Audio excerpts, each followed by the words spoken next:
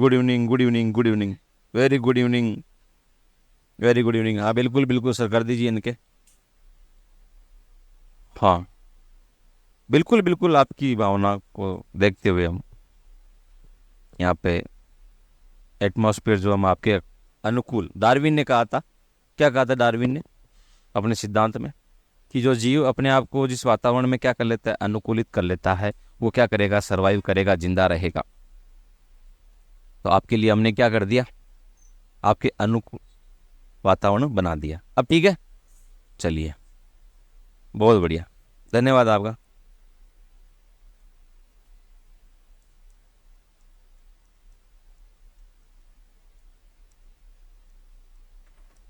माँ सरस्वती को नमन, जय माँ करनी।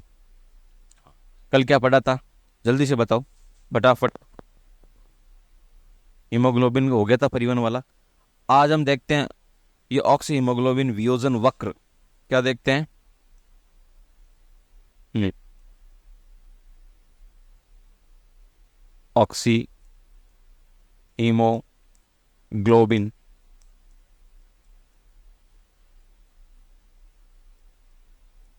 वियोजन वक्र, ठीक है। ये जो आपको वक्र दिखा रखा है बुक में, ये एस शेप का या एस आकार का होता है। कैसा होता है, आकार का होता है। किस किस के बीच में है ये वक्र जो है वो ऑक्सीजन के आंशिक दाब, ठीक है, वह हीमोग्लोबिन, ऑक्सीजन से संतृप्त हीमोग्लोबिन, वह ऑक्सीजन से संतृप्त हीमोग्लोबिन के बीच में होता है, ठीक है। किस किस के बीच में है ये, पार्शियल प्रेशर ऑफ ऑक्सीजन, यानी ऑक्सीजन का आंशिक दाब, और ऑक्सीजन से संतृप्त जो हीमोग्लोबिन है, इसके बीच में होता है, ठीक है। ऐसे बना रखा है।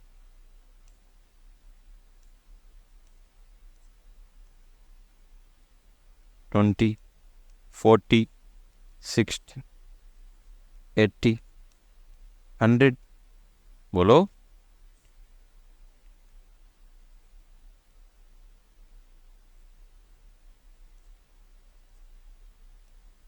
20, 40, 60, 80, 100।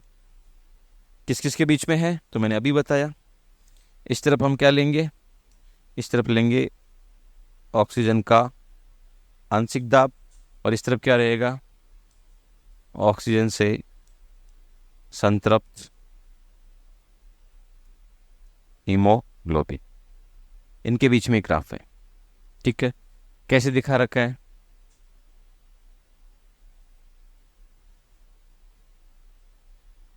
थोड़ा सही से बनाते हैं।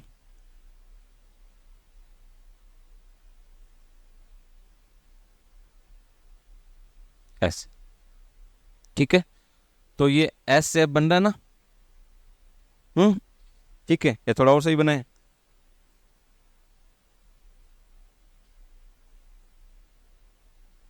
ठीक है भाई, तो इसको थोड़ा आगे बढ़ा, ठीक है।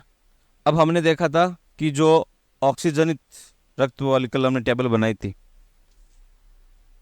ये देखो, ये रहा, इसमें कितना है, 95। तो 95 लगभग कहाँ होगा, यहाँ पे 90, तो यहाँ पे हो सकता है, मान लें यहाँ पे 90 है, तो अब 95 अगर ये बढ़ रहा है, ठीक है, तो यहाँ से लेते हैं इसको, तो ये लगभग कितने पे आ गया, हम कह सकते हैं 90,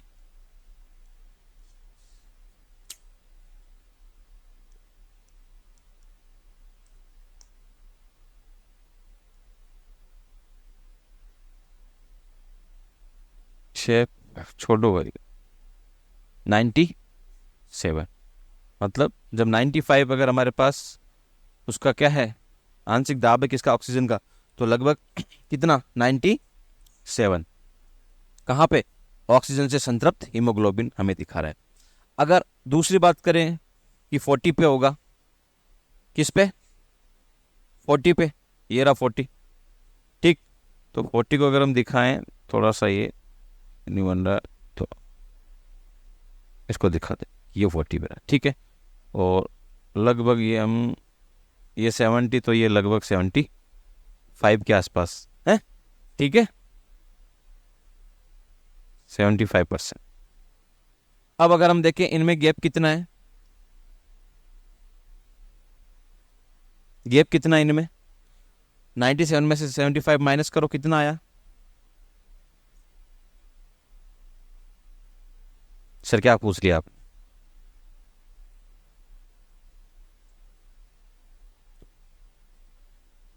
24 है। तो ये जो वैल्यू आई लगभग 22, तो बहुत सही बताओ भाई, कैलकुलेशन थोड़ी गड़बड़ है मेरी, 22, ठीक है। तो 22 जो यहाँ पे ये अमाउंट है, ये हीमोग्लोबिन जो है ऑक्सीजन किसको देता है, ऊतकों को। हीमोग्लोबिन ये है ऑक्सीजन की मात्रा, किसको दे रहा है, टिश्यू, ऊतकों को दे रहा है सब। ये ग्राफ हमें ये बता रहा है, यहाँ से हमें ये देखने को मिला कि साहब 97 और 75 आ रहा है। जब यहाँ पे 95 पे है, आंशिक दाब हमने देखा ऑक्सीजन का, ऑक्सीजन इस रक्त में कितना, 95, तो 97 पे गया, हीमोग्लोबिन से बाइंड कर गया, ठीक। और यहाँ पे 40 पे था, तो कितना, 75। दोनों का हमने डिफरेंस देखा तो कितना आया, 22। ये 22 वो मात्रा, वो अमाउंट है बेटा ऑक्सीजन की, जो हीमोग्लोबिन किन को देता है, आगे ट्रांसफर करता है, टिश्यू को, ऊतकों को देता है। आ रही क्या बात समझ में, बोलो, ठीक है। तो ये चीजें, ये ग्राफ हमें या वक्र जो है ये चीजें बताता है, ठीक है, नोट करो इसको।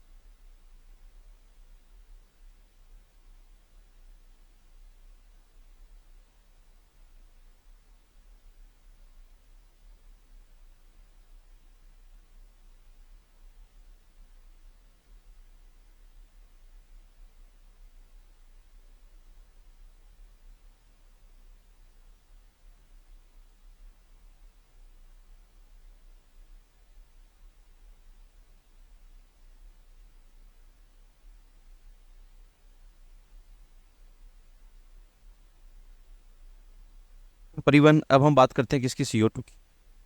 कार्बन डाइऑक्साइड की देखते हैं ना, वो बच गया है, उसकी भी देख लेते हैं, बात कर लेते हैं, फिर आज ये चैप्टर पूरा करते हैं ना। हेडिंग लगाओ, CO2 का परिवहन। CO2 का परिवहन।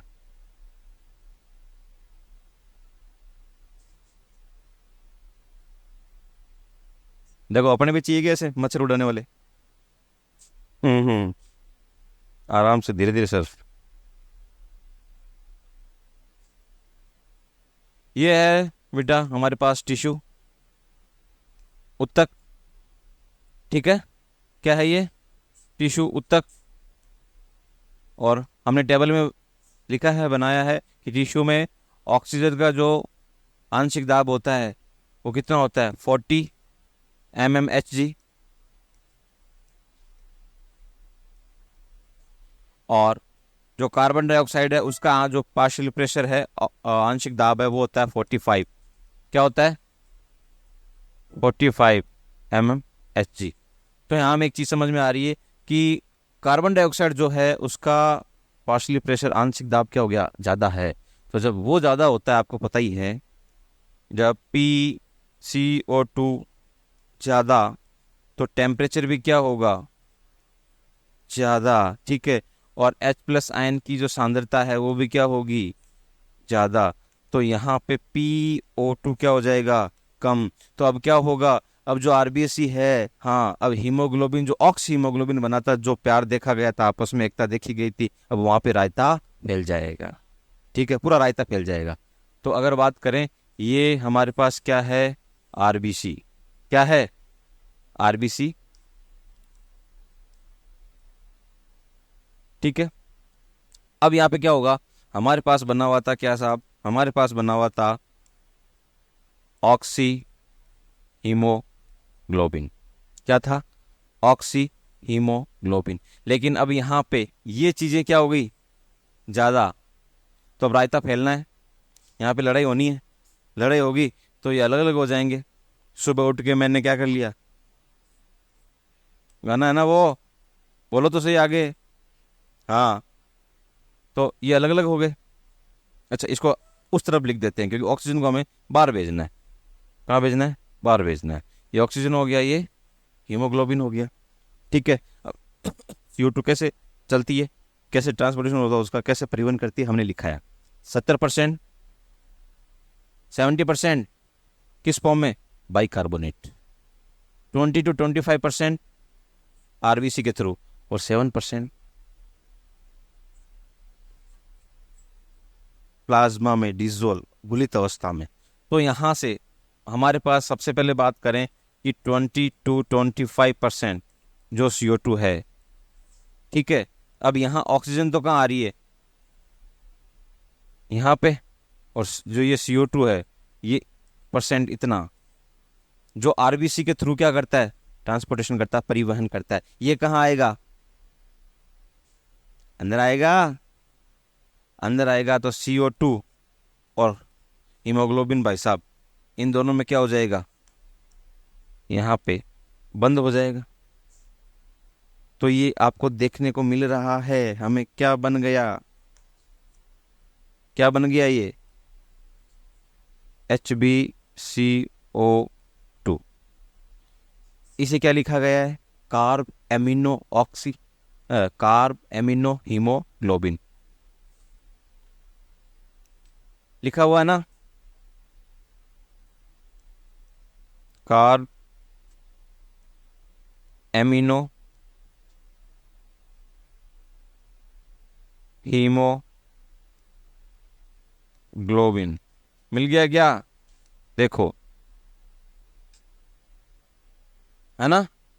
जब oxygen sorry haemoglobin carbon dioxide के साथ बाइंड कर जाता है, मिल जाता है आपस में, जो ऑक्सीजन पहले प्यार प्रेम भाव दिखा रही थी, वो कौन दिखा रही है, अब CO2 दिखा रही है।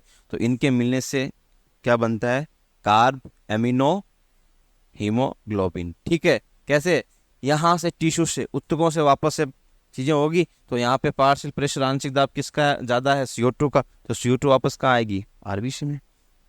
किधर आएगी, आरबीसी में। यहाँ से जो ऑक्सीजन, यहाँ जो रायता फैला इन दोनों में, वो ऑक्सीजन कहाँ जा रही है, वापस बाहर जा रही है। ठीक है। और यहाँ बाहर क्या है, बाहर है प्लाज्मा, बाहर क्या है, प्लाज्मा। तो 7% CO2 इस प्लाज्मा में घुलित अवस्था में ट्रांसपोर्टेशन करती है, परिवहन करती है। ये मैंने लिखा है, बताया आपको। ठीक है, दो चीज़ समझ में आ गई। अब हमारे पास है एक बाइकार्बोनेट के रूप में कैसे वो ट्रेवल करती है। ठीक है, तो हमें पता है कि 70% कितना, 70% जो CO2 है वो किस रूप में, by carbonate HCO3 minus, HCO3 minus, इस फॉर्म में, इस रूप में वो ट्रेवल करती है। तो देखते हैं कैसे। तो यहां देखो, यहां पे क्या आया, CO2 आएगा, कितना परसेंट है, 70% है। चेंज कर लेते हैं, हमारे पास कोई कमी नहीं है कलर की। यहां पे आ गया CO2, ये वाला जो 70% था।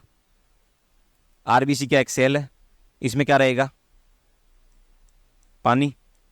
अरे बोलो, क्या रहेगा, पानी रहेगा। अब यहां पे एक एंजाइम है, शॉर्ट में लिख रहा हूं मैं, CA। क्या नाम है एंजाइम का,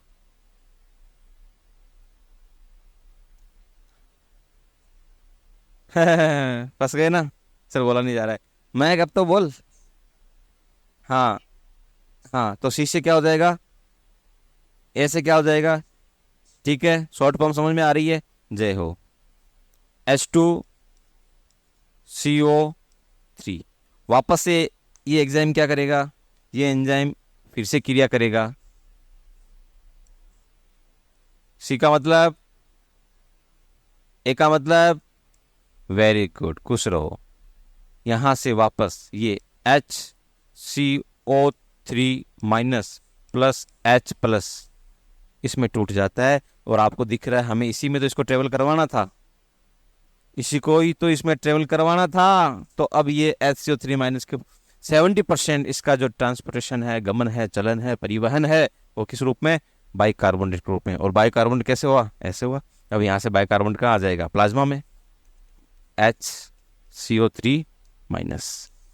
ये लो सर, CO2 ऐसे ट्रेवल कर रही है। इसमें जो लिखी हुई है पूरा, NCERT माता ने अपने पैराग्राफ में वो चीज़ें हमने लिख ली है, कौन ज़्यादा कौन कम, क्या बनता है, ये बनता है, कैसे बनता है, ये चीज़ कैसे हो रही है। बोलो, समझ में आया क्या, क्लियर। छापो, दिमाग में छापो, दिल में उतारो फटाफट, जितना जल्दी हो सकता है। आज ये चैप्टर कंप्लीट करना है, लगभग तो हो गया, बाकी करते हैं।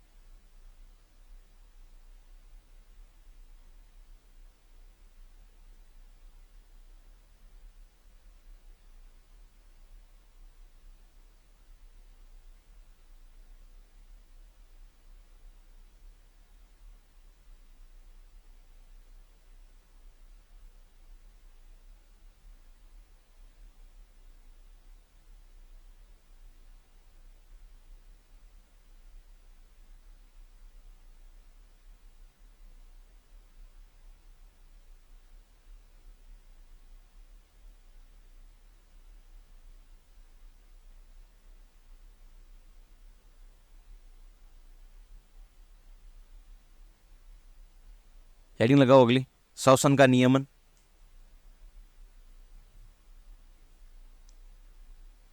अगली हेडिंग लगाओ, श्वसन का नियमन।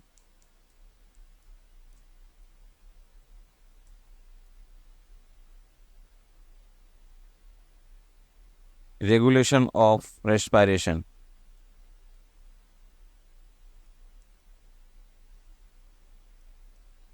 श्वसन का नियमन, रेगुलेशन ऑफ रेस्पिरेशन। ये जो क्रिया है, प्रोसेस है, ये दो प्रकार से है। कैसे है? इसके हम दो टाइप देखेंगे। एक हमारे पास रहेगा तंत्रिकीय नियमन। क्या? तंत्रिकीय नियमन, न्यूरल रेगुलेशन। ठीक है। एंड सेकंड रासायनिक नियमन, केमिकल रेगुलेशन। क्लियर? बोलो। श्वसन का नियमन दो प्रकार से होगा, एक होगा हमारा तंत्रिकीय नियमन और एक होगा रासायनिक नियमन। इसमें अगर हम बात करेंगे तो हमारे पास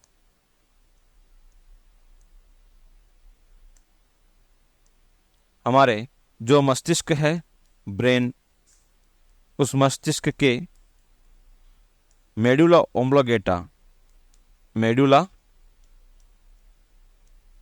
ओब्लोगेटा इस क्षेत्र में श्वसन के लय केंद्र पाए जाते हैं। क्या पाए जाते हैं? श्वसन लय केंद्र, जो हमारी जो श्वसन की प्रोसेस है, क्रिया है, इसको क्या करते हैं? नियमन करते हैं, कंट्रोल करते हैं। और ये जो है रासायनिक श्वसन केंद्र, ये भी हमारे मेडुला ओब्लोगेटा के श्वसन लय केंद्र के पास में स्थित होते हैं। आ रही क्या बात समझ में? श्वसन का नियमन, regulation of respiration, two types हम देख रहे हैं बेटा। पहला कौन सा है? न्यूरल रेगुलेशन, तंत्रिकीय नियमन। दूसरा है केमिकल रेगुलेशन, रासायनिक नियमन। ये हमारे ब्रेन में, मस्तिष्क में, क्या मेडुला ऑब्लोगेटा, उसके अंदर रहते हैं श्वसन लय केंद्र, जो हमारी ब्रीथिंग को क्या करते हैं? कंट्रोल करते हैं, रेगुलेट करते हैं। इधर ये इसी के पास में होते हैं, श्वसन लय केंद्र के पास में स्थित होते हैं। कौन? रासायनिक श्वसन केंद्र।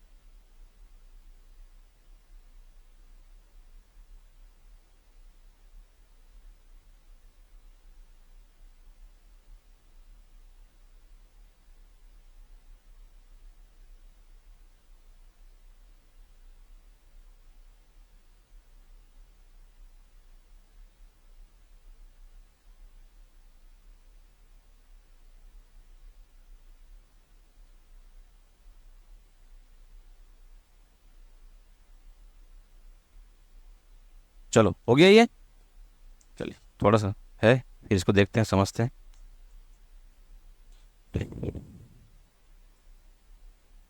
ये है मेंडुला ऑब्लिंगेटा। इससे ऊपर हम बात करें ब्रेन की, ये है पॉन्स।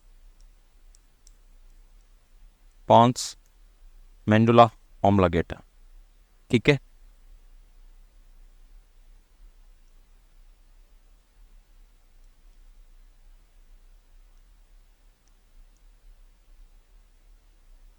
एक और बात करें, ये हम कह सकते हैं कि हमारे मेंडुला ऑब्लिंगेटा में ये क्या है, ये है लय केंद्र। क्या है?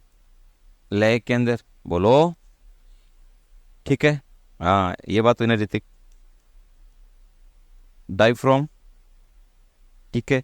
और ये होती है EICM, ठीक। इसको हमने क्या बोला था, याद है क्या किसी को? एक्सटर्नल इंटरकोस्टल मसल, बोलो। एक्सटर्नल इंटर, हाँ बाइये, बाइये अंतरा प्रसुक पेशियां। बोला कि नहीं बोला? फिर कैसे घबरा रहे हो, फिर क्यों नहीं बोल रहे हो? ठीक है, एक पोर्शन तो ये होता है। एक इधर हमारे पास होती है क्या, IICM।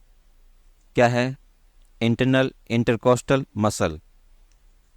तो आंतरिक, आंतरिक अंतरा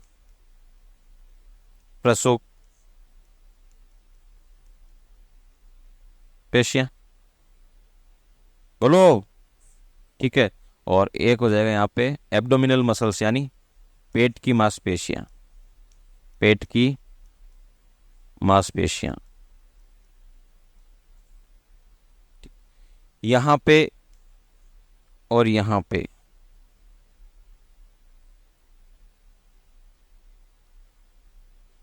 दो प्रकार की होगी मसल।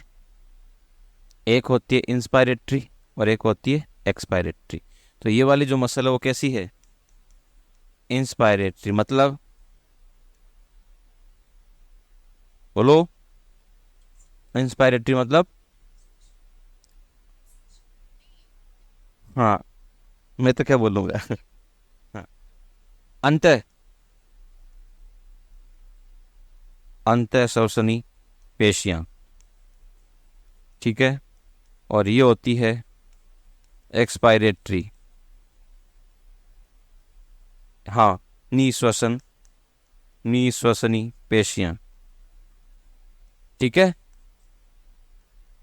अब होगा क्या, ये जो लय केंद्र है, लय केंद्र क्या करता है? श्वसन की क्रिया को कंट्रोल करता है, ठीक है। तो जब हमें श्वसन कर रहे हैं हम, ठीक है, तो ये क्या करेगा? संकेत, मतलब सिग्नल भेजेगा कहाँ पे? यहाँ पे और यहाँ पे। क्या भेजा इसने? सिग्नल, संकेत भेजे, ये श्वसन क्रिया कर रहे हैं। अच्छा, बलपूर्वक हमें क्या करना है? सांस लेना है बलपूर्वक, फोर्स लगा के।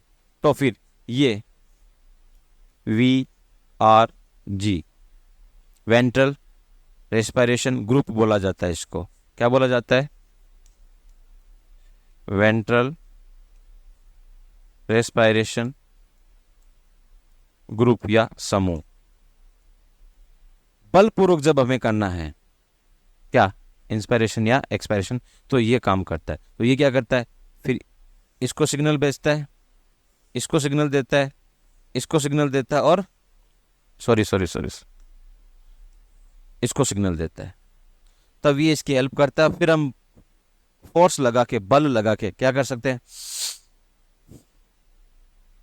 ठीक है ना, हमने पढ़ी थी ना क्षमता और आयतन, याद होगा ना। ये एक यहां पे पॉन्स में एक चीज और होती है, ठीक है। ये इसको कंट्रोल करता है। क्या करेगा? ये जो लय केंद्र है, ये इस लय केंद्र को मतलब लगभग रोकता है या बाधित करता है, ठीक है। ये लय केंद्र की प्रक्रिया का नियमन करता है। ठीक है, क्या करता है ये? जो ये लय केंद्र है इसको रोकता है या बाधित करता है। मतलब लय केंद्र को भी कोई कंट्रोल करने वाला है, इसकी प्रक्रिया का क्या करता है? नियमन करता है। ये ब्रेन की बात है, ये मेंडुला ऑब्लिंगेटा है, ये पॉन्स है।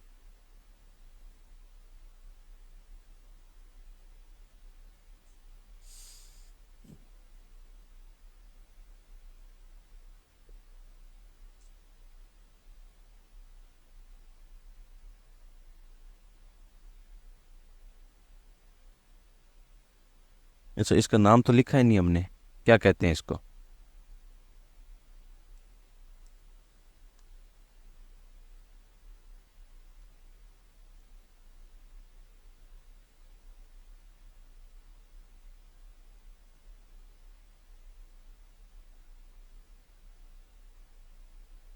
न्यूमोटॉक्सिक केंद्र। ठीक है, अच्छा ये काम और करता है, क्या करता है? ये इंस्पायरेशन यानी अंत श्वसन क्रिया को क्या कर देता है? धीमा कर देता है, जिससे हमारी ब्रीथिंग मतलब श्वासन, ब्रीथिंग मतलब श्वासन, ब्रीथिंग या श्वासन क्या हो जाती है कि दर हो जो है रेट बढ़ जाती है। ठीक है, अब ये कंप्लीट हो गया।